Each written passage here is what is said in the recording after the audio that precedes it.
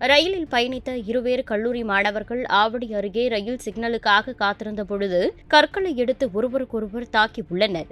இதனை அங்கிருந்த பயணி ஒருவர் வீடியோ எடுத்துள்ளார். வீடியோவின் அடிப்படையில் போலீசார் விசாரித்ததில் சாம்சன், ஜெகன், ஐயப்பன், சரத் மற்றும் வல்லரசு ஆகிய மாணவர்களை கைது செய்துள்ளனர். இந்த வீடியோ சமூக வலைதளங்களில் வைரலாகி வருகிறது.